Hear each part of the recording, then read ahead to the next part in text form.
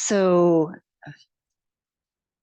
I'm Stephanie Chang, one of the co-organizers of the seminar series. It's great to see everyone here and those online. I'd like to start just with a acknowledgement that we are gathered on the traditional, ancestral, and unceded territory of the Musqueam people, and to express our collective gratitude for the opportunity to work and to learn on these lands.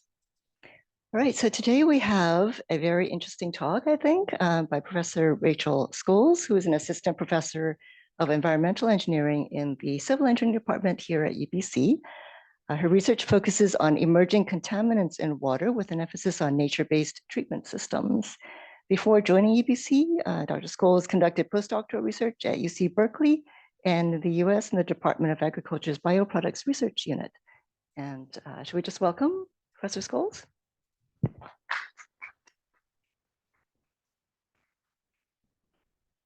Hi, everyone. Thank you for that introduction. And thanks for the invitation to be here today. I'm excited to speak with you a little bit about our work in environmental engineering. Just get this mic set up. Cool. All right. So as Stephanie mentioned, I'm Rachel Scholes, and I work in environmental engineering. The topic of my research mostly focuses on what we call emerging contaminants, or what I often refer to as trace organic contaminants. And these are pretty wide diversity of chemicals that can end up in the environment. And I like to start this by acknowledging that there are hundreds of thousands of chemicals that we use in our daily lives, in products, in industry, in agriculture. And here are a subset of compounds that are registered for use in a number of jurisdictions around the world. All of these chemicals have the potential to end up in the environment as contaminants. And we are really so far from understanding which of them can cause harm ending up in the environment, where they end up, and where they go once they're released. So I'm by no means trying to imply that every compound on this list is toxic or causing harm. But what my group does is tries to understand the fate and impacts of these compounds and ways that we might be able to mitigate them in ways that are regenerative and healthy for us and for the environment around us. In particular, I think a lot about water. And my group has recently focused a lot on urban stormwater runoff. So when you think about contaminants in water, a lot of people immediately jump to thinking about municipal wastewater. A lot of contaminants end up in municipal wastewater at treatment plants. And there's been sort of a fair amount of work on trying to understand emerging contaminants or trace organic contaminants in these settings. Alongside those municipal wastewater contaminants, we also have compounds that become contaminants through being mobilized when it rains in a city.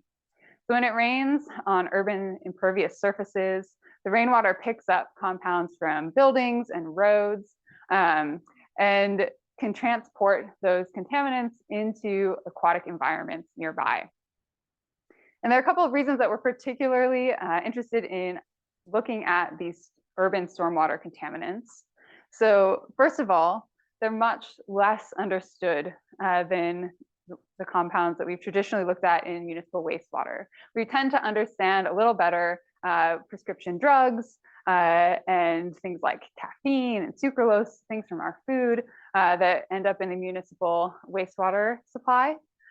But these compounds from road runoff and that we can see in storm drains, some of them don't overlap with compounds that are typically found in municipal wastewater. And so we don't really know what to look for. We don't really understand what effects they might have. The second reason I'm really interested in urban stormwater is that unlike all of our municipal wastewater, a lot of urban stormwater never goes to a treatment plant. So those compounds never have the chance to go through a centralized treatment system where contaminants might be removed. Now, this isn't always the case. A lot of stormwater in major cities does connect to the municipal sewerage system. So in Vancouver, a lot of the sewer is what we call a combined sewer, where municipal wastewater and stormwater are both conveyed through the same pipes to a treatment plant.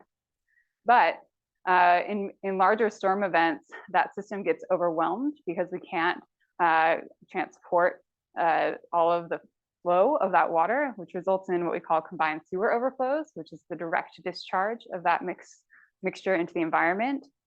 And because of the concerns about combined sewer overflows, we are seeing a move towards separating the storm sewer and the municipal sewer system so that stormwater runoff would never go to a wastewater treatment plant, but be directly discharged without treatment to avoid overflow of raw wastewater, which is a laudable goal because we certainly don't want raw sewage entering water bodies directly.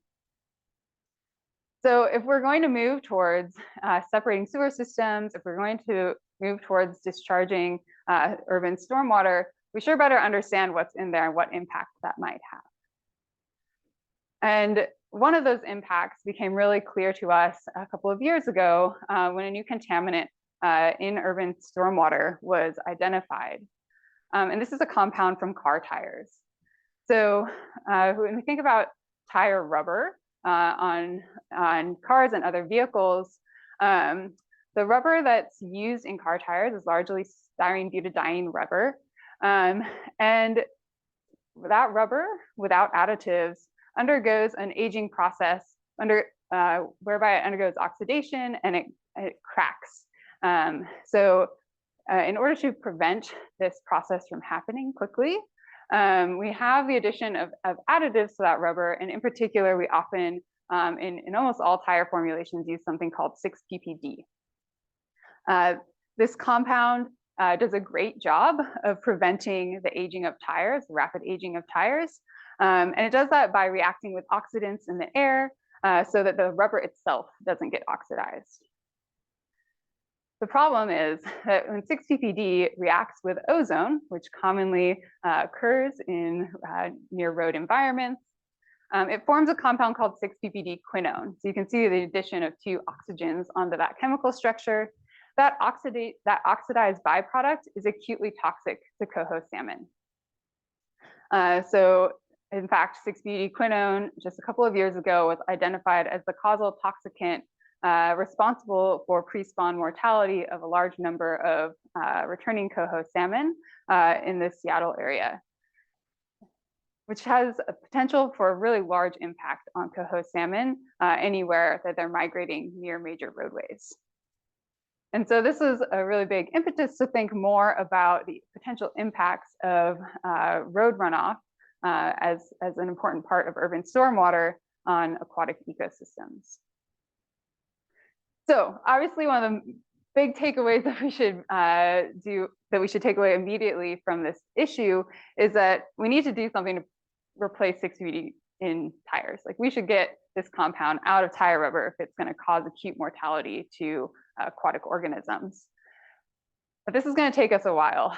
Currently 6-PPD is in basically all tire formulations, and there's not an easy to drop in replacement.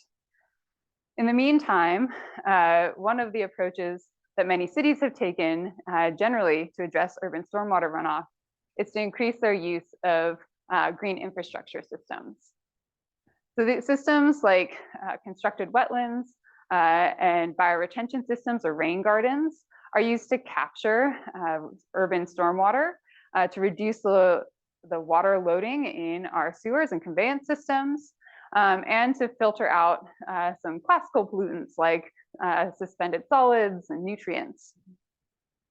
Vancouver in particular has some pretty ambitious goals about capturing a lot of their runoff, where they've set an ultimate goal of capturing and treating 90% of the runoff from city surfaces.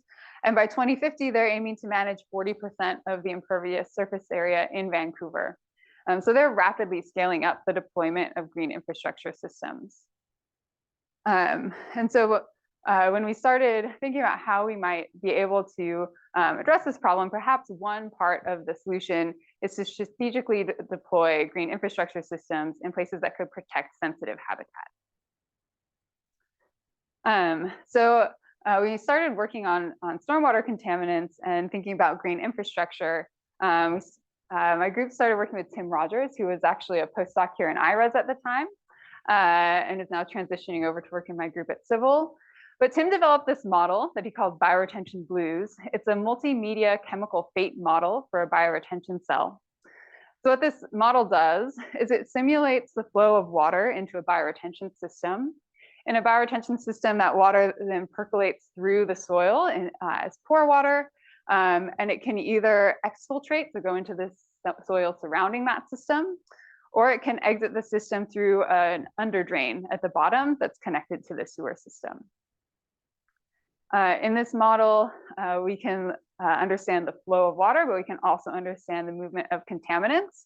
So there are partition coefficients used to simulate organic compounds absorbing to the soil surfaces, being taken up by plants, or being carried in the flow of water through the system. And so in Tim's prior work, he had sort of shown that the fate of contaminants in these systems primarily depends on their hydrophobicity. So on the x-axis of this plot is an organic carbon water partition coefficient, where on the left are compounds that are hydrophilic, or will stay in water, and on the right are compounds that are hydrophobic. And those compounds will stick to the soil in a bioretention cell. So for those ones in the sort of brown zone, our compounds we expect to be pretty well removed in a bioretention system just by absorption to the soil surfaces. And the ones in the blue are ones that basically pass right through a system because they stay dissolved in water. So when we started worrying about 6-butadienoquinone, I went to Tim and I said, hey, Tim, where's 6-butadienoquinone on this plot? Like, what's going to happen to it if it goes into a bioretention system? Should we be recommending that cities use these?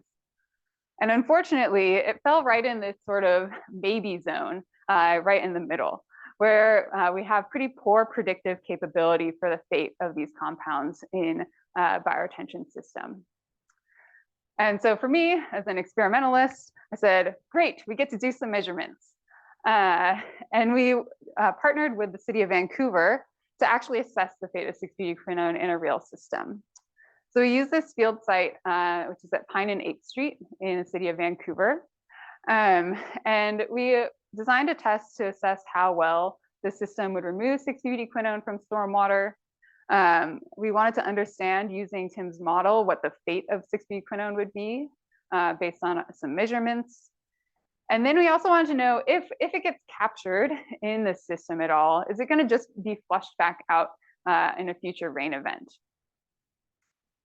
So in order to test this, we initially we tried taking some measurements just during rain events. Had a really tough time sampling the underdrain of these systems, so we decided to create our own storm.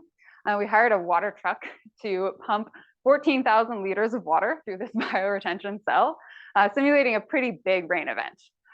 And as we did that, we spiked in a mixture of sort of tracer compounds that would help us understand the hydrology and partitioning in the system, and 6-butadienoquinone. So when we did this, we then took samples from the underdrain of the system to see how much of our tracer compounds and our target compound were coming out the bottom. And you can see here some of the measurements that we made. So this is showing 6-butadienoquinone coming out in the underdrain after we spiked it in. It's coming out at a lot lower concentration than what we added, though. So when we spiked our rain barrel full of mixture into this system, we added 4 micrograms per liter. You can see here that our effluent concentration maxed out around 200 nanograms per liter. That's partly because there was initially some dilution from the water truck, but also because most of the 6-butadienoquinone never came out in the underdrain. So when we modeled these results in Tim's bioretention blues model, we saw that only about 2% of the 6-butadienoquinone we added ever came out through the underdrain, and most of it, 76%, we think stayed immobilized in the soil during this test. So this is good news. Thought, okay, so these systems really might be able to capture this compound as it enters into bioretention systems. But we also wanted to know if it could be remobilized. So we actually came back a week later and pushed another water truck full of water through this system. And we saw no 6-PBD quinone come out when we did that. And so this reassured us that either the 6-PBD quinone that's being put into the system is really strongly held in the soil, or it's breaking down over time. And so it's not going to come back out. So this was pretty promising as far as a particular simulated event into this system. We then used the model as well to predict how well it would perform under some other conditions. So if we take just sort of the average events that occur across a water year in Vancouver, we predicted that almost all of the 6-PBD quinone, or 99%, would not come out through the underdrain. But if we look at a really large event, like a 1 in 100-year event, this is a 100-year, 1-hour storm event, the risk in this event is really driven by overflow of the system. So in really large events, most bioretention systems get overwhelmed. They're not really largely designed to be able to take really large events. And so we see that water that overflows the system isn't going to receive any of that treatment because it's never passing through the soil. So as we were thinking about sort of the implications of these findings, there are a couple of things we took away. One is that really large events are what are going to drive the risk for something like 6-PBD quinone. But there's going to be poor removal even in smaller events for really hydrophilic contaminants. As I showed before, 6-PBD quinone is moderately hydrophobic, but for things that are a lot more hydrophilic, we still don't have a good solution for ensuring they get removed in a system like this. So the next question we wanted to ask is, well, is there anything we can do to sort of improve on these systems? The engineers we were working with at City of Vancouver really wanted to know if there were modifications to the design that they could make that would improve how well these systems work to remove trace contaminants. So we sat down with them and brainstormed a bunch of ways you could change a bioretention system. And we came up with 8 possible modifications that you can make that might have an impact on the performance. The first couple are about the underdrain. So if you think about removing the underdrain or raising the underdrain to a higher level, you might reduce the amount of contaminants that come out to the sewer that way. We have a couple that have to do with changing the media that is in the system. So adding compost, or number 7 here, adding an amendment like biochar that might enhance the absorption of your contaminants. Or using a soil with a higher infiltration rate so that it drains faster. And then we have a few that have to do with sort of the dimensions of the system, whether you have a deeper ponding zone, so you can store more water before it infiltrates, deeper soil columns to provide more filtration, or increasing the total area of the system relative to the catchment. And so we came up with these to see how big of an impact it would have to make sort of changes along these lines. And then for all of the viable combinations of those different modifications, we simulated how that system would respond to a number of different size of storm events. So this is an intensity, duration, frequency curve used by the City of Vancouver, showing the size of an event at different return periods. So if you hear of like a 100-year storm, the way that we define storms in stormwater research is both the frequency and how long that storm lasts. So do you have a really intense storm for 1 hour, or is it spread over 24 hours? And then we also, because we wanted to know what happens to these hydrophilic compounds, we needed to consider a suite of different contaminants when we were doing this assessment. And so I'll just briefly walk you through what the compounds were that we decided we should look at. We came up with a suite of organic contaminants that span a range of hydrophobicity and that are commonly found in urban stormwater runoff. So one of those is one of the PFAS compounds, which you might have heard of as forever chemicals. This compound, perfluorooctanoic acid, is very hydrophilic and very ubiquitous in the environment. We have compounds from vehicle fluids. We chose 1,H-benzotriazole, which is really widely also been detected in urban stormwater runoff. Urban stormwater contains a lot of compounds from sort of products and plastics. So plasticizers and flame retardants are common. And we chose an organophosphate ester called TSEP to represent this group of compounds. Of course, we included 6-ppd quinone. We also included its parent compound 6-ppd, since we know that one converts into the other, we might want to know about the fate of both.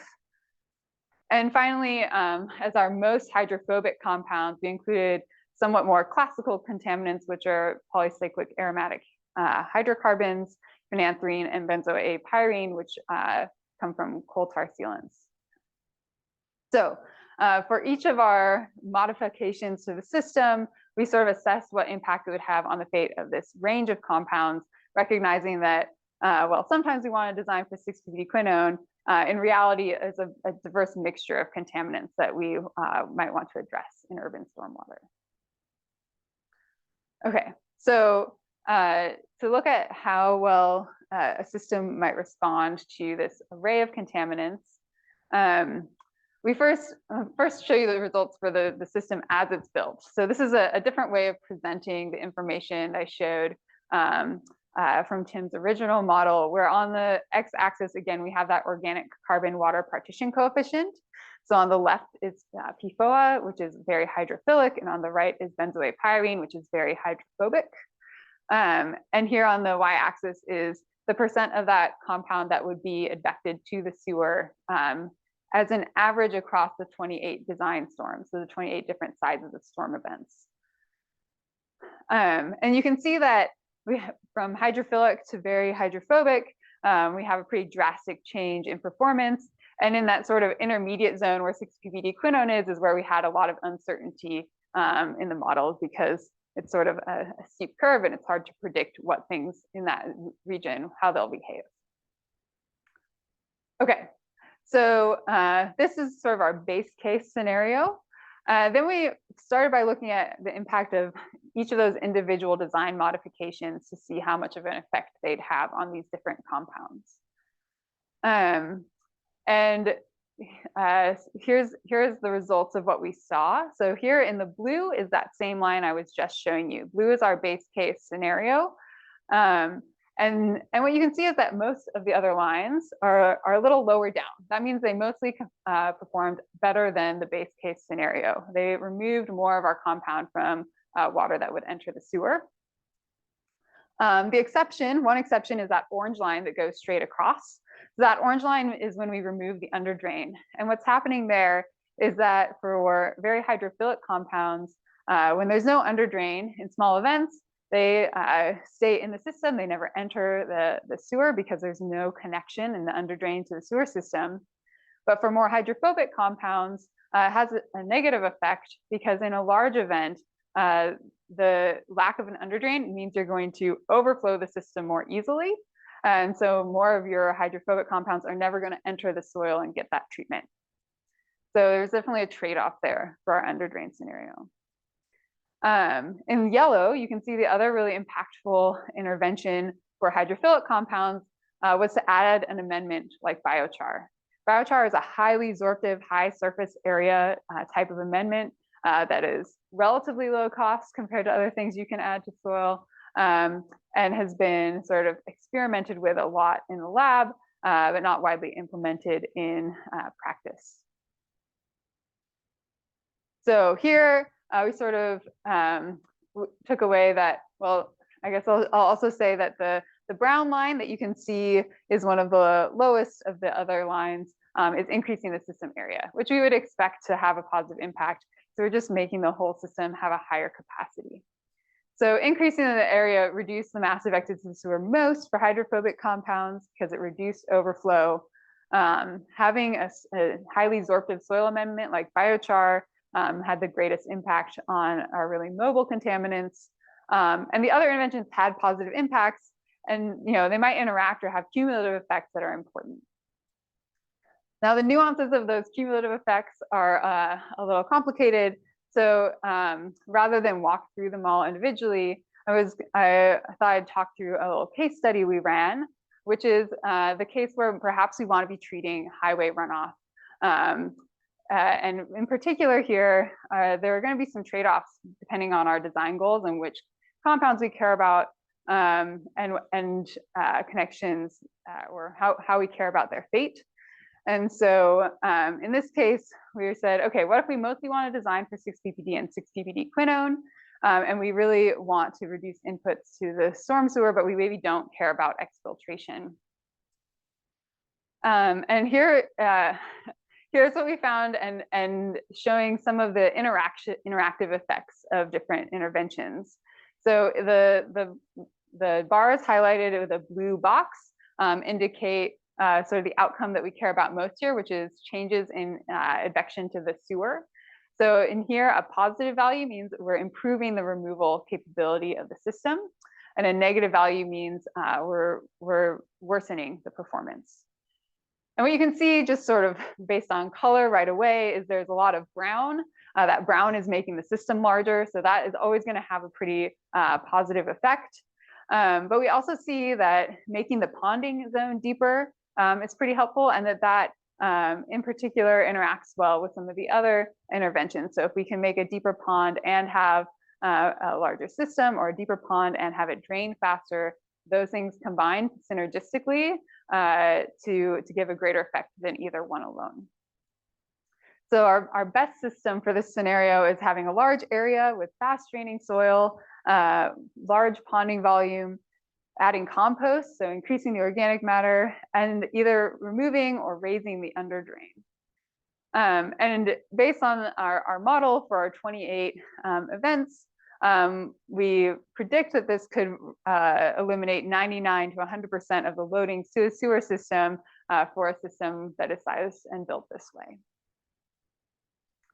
Now, we similarly ran a case study that's a little harder to achieve our objective. And we called this our residential case study, where we're trying to capture compounds with a broader range of properties. So ranging in hydrophobicity from TSEP, that organophosphate ester, to PAHs.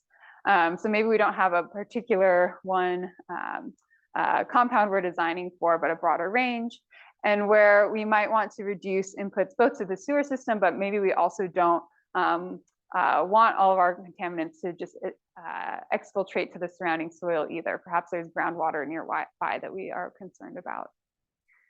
And I won't talk through this in much detail, but what you can see here is the impact of those amendments. It becomes much bigger for our more hydrophilic compounds. So for TSEP, you have a lot of yellow in there and some yellow and pink combined, and that's the effect of adding biochar and biochar with compost. So it indicates how much more impactful some interventions become depending on your design criteria. But I will also caveat this by saying that the greatest uncertainty currently in these results is around the impact of biochar. And that's because while we know biochar has a high affinity for organic contaminants, it also has a high affinity for bulk organic matter in the soil, and we don't fully understand how it interacts with other things like compost. So alongside this modeling work, my group is looking at some of these impacts of amendments in soil and how they might lead to the degradation of contaminants as well as the absorption of those compounds. So we know from previous research that biochar is absorptive amendment, and that compost might spur some biodegradation, but we're trying to understand if we can enhance biodegradation of contaminants once they're absorbed, and also if we can use amendments to achieve abiotic degradation of biologically recalcitrant contaminants. And I will go fairly quickly through this, but happy to talk in more detail about it as we get into questions. But my group is taking an approach of trying to design amendments that both enhance biodegradation and abiotic oxidation of organic contaminants. And to achieve that abiotic oxidation, we're taking advantage of natural redox cycling of iron in soils that can produce oxidants called hydroxyl radicals that react with organic contaminants. So iron in soil can exist in the state of iron 3 or iron 2. When iron 2 gets oxidized by oxygen in the soil in certain forms, that reaction produces hydroxyl radical. And if we can produce enough hydroxyl radical, that might be able to abiotically degrade contaminants in the soil. So my students, Kayla and Aishwarya, have been conducting some proof of concept of this theory using microcosm experiments in the lab, and have shown that a probe compound for hydroxyl radical decays when iron containing or soil containing our iron amendments is exposed to oxygen, and that we get production of hydroxyl radical in situ in the soil. We've also been trying to understand if this would happen in a flow-through system. So Kayla has been running these column experiments to simulate the conditions in a subsurface flow treatment system and understand if we can get that kind of redox cycling that we get in our batch experiments. These are columns that she constructed with soil columns and plants that are meant to simulate a real system.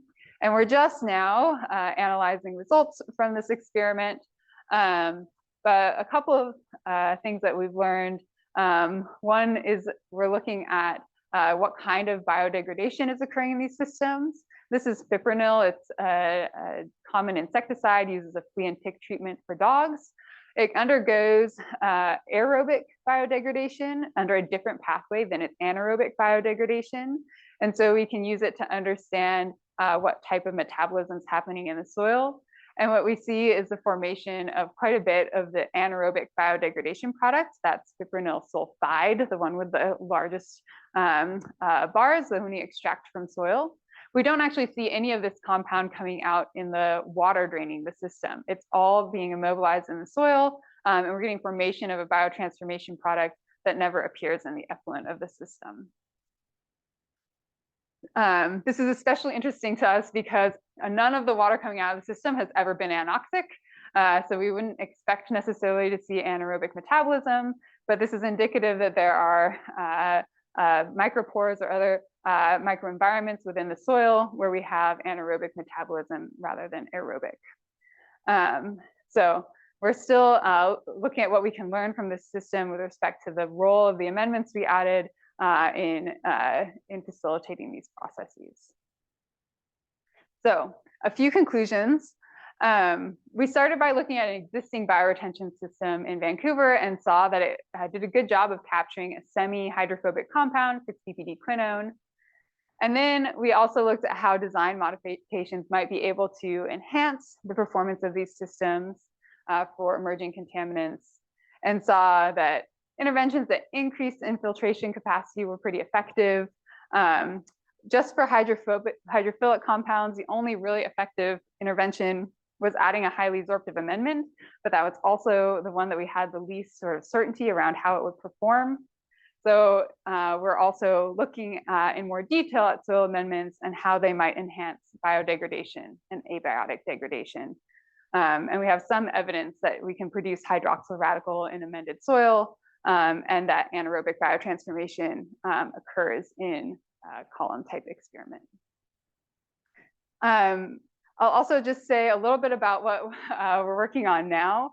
I was mentioning before we started that it's stormwater sampling season.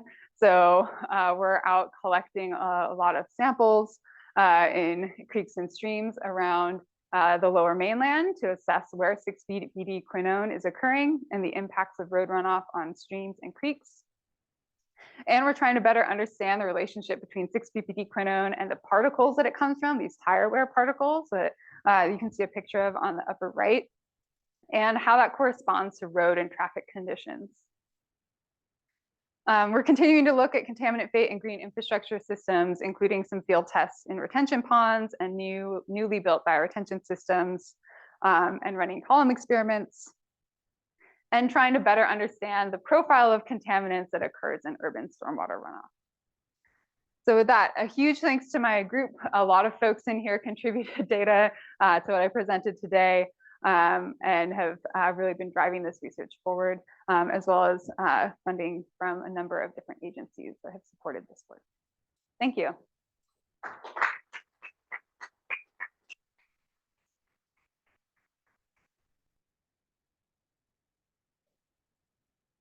Awesome. I have a good chunk of time for questions.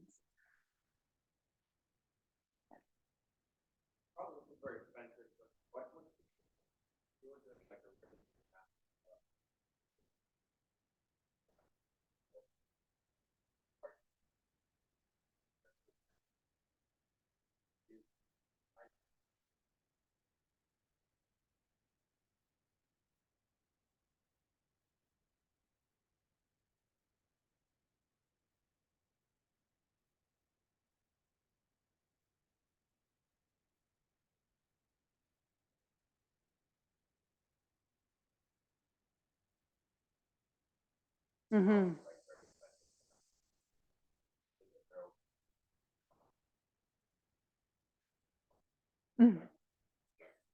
Right.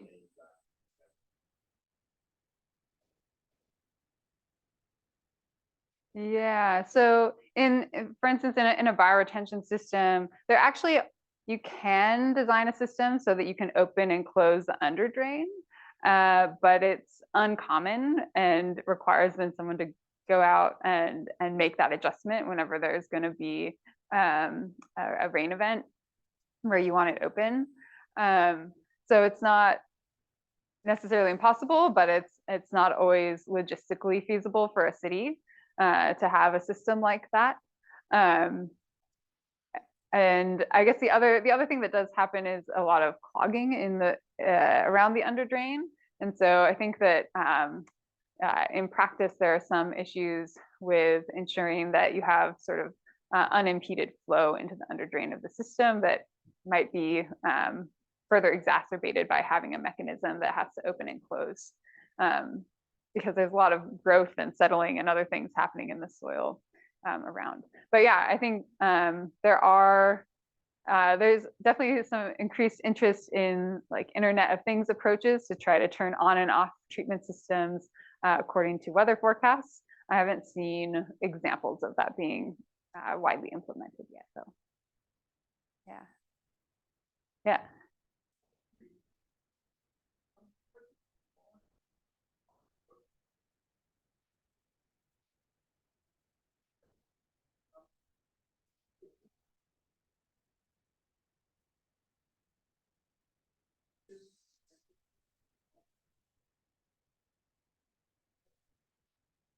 Yeah, it's a great question. With temperature, I think that there would certainly be effects of freezing if it got that cold. These systems typically, on the time scale of a rain event, are mostly just capturing contaminants via absorption. And then in the time in between rain events, over longer time periods, there's degradation.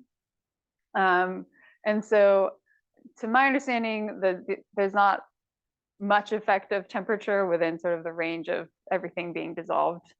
But salts definitely have an effect on absorption because of ionic strength effects and ionic screening. And a lot of these compounds actually are charged at neutral pH. These organic contaminants some of them are ions. And so I think having elevated salt concentrations could provide charge screening that might reduce ionic sort of interactions, ion exchange with the soil. Yeah. Yes.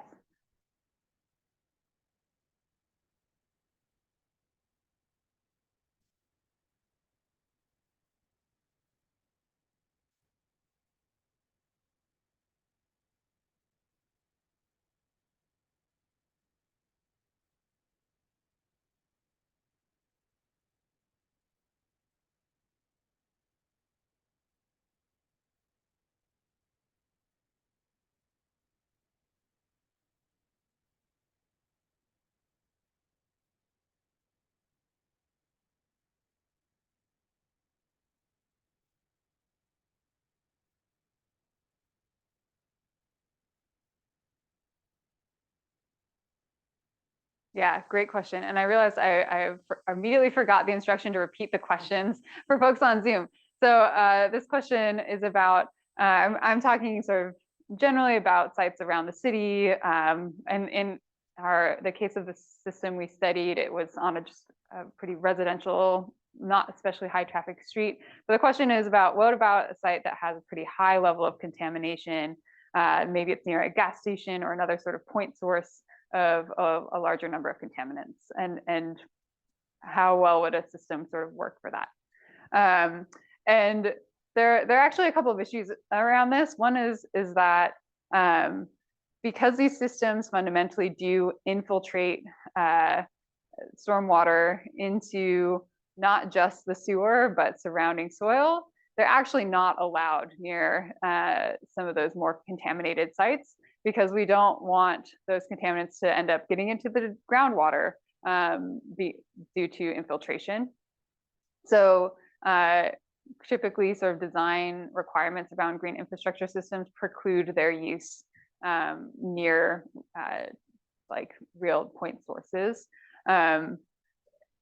or require them to be hydrologically isolated from the surrounding soil. So you would have to have some kind of liner in there if you were going to use an infiltration. So systems, so in sites, more industrial sites, they're required to capture the runoff from their site, but usually they use a more engineered approach rather than green infrastructure, where they might use a media filtration system or in combination with other more expensive treatment approaches. Yeah. Yeah. There's one here. And then we'll go. Okay. They're wondering about the role of plants in all of this, and whether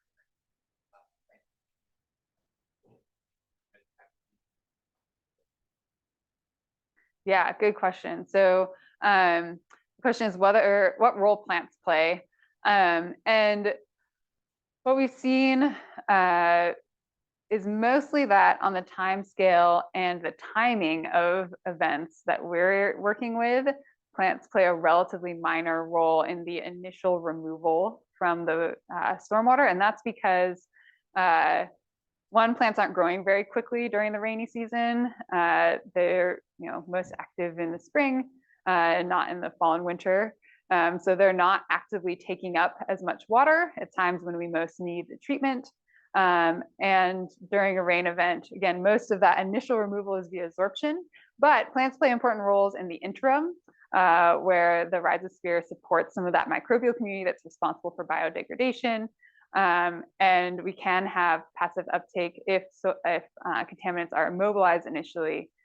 They could be taken up over time. That depends pretty heavily also on the contaminants properties. So there are certain sort of models for based on the molecular weight as well as the hydrophobicity of compounds that can tell us about whether they'll partition into the xylem of a plant and be transported or metabolized within the plant. We haven't really looked in detail at which plants do those functions more than others, but plants tend to be important in these systems for other reasons, because part of the reason that cities like doing this is not just for bioretention of contaminants, but to reduce urban heat island effects, and also to engage the public in stewardship and for aesthetic purposes. So there are lots of reasons the plants matter. We're not sure they matter that much for the organic contaminants. I think there was one up here.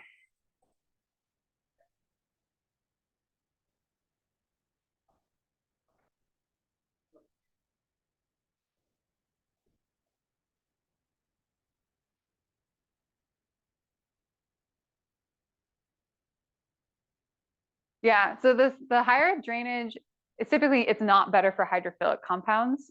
It's maybe slightly worse, but mostly has a pretty small impact for the really hydrophilic ones. It's better only because it decreases overflow, basically. Yeah. Yeah.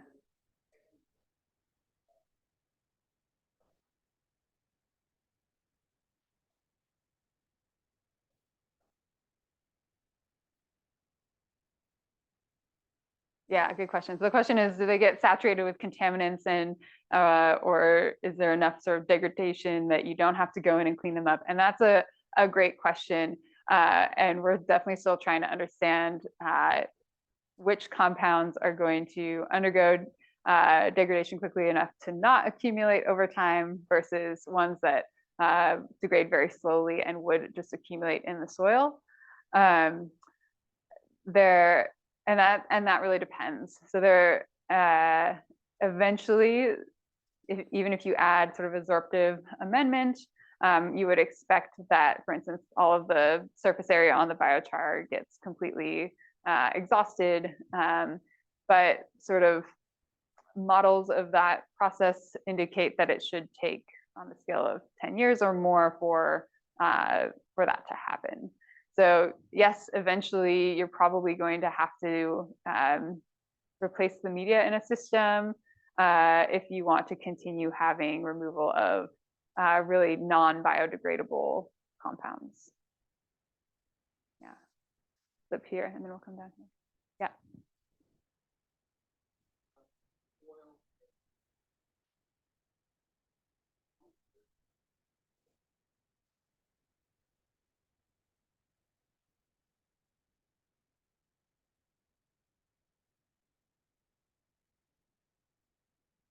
Yeah, great question. So the question is about how much variation there is in the soil that gets used and what impact that might have. So we specifically have been working with a soil mix that City of Vancouver uses in all their bioretention systems. So typically a city will have sort of like a soil supplier who mixes soil and delivers it to the site for them. And that soil is often a mix of sort of sand and compost to add organic matter to it. But that'll be in sort of varying quantities, and the sandiness versus loaminess of the soil might vary from place to place. In some places, they actually use just mostly sand, which doesn't work very well for organic contaminants, right? You don't get that absorption if there's no organic matter in your soil. Whereas City of Vancouver uses a relatively high compost mix, which is good for plant health and for contaminant removal. So there's definitely variation based on mostly how much organic content is included in that soil mix. And that'll be based on sort of a local supplier. Yeah, and then, yeah.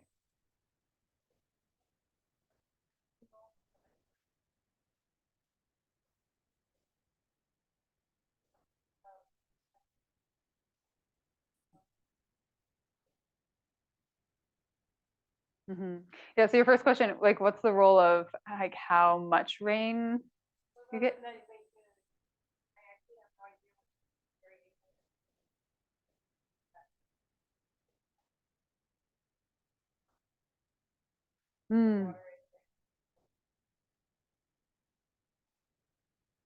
Yeah, so the variability in rain,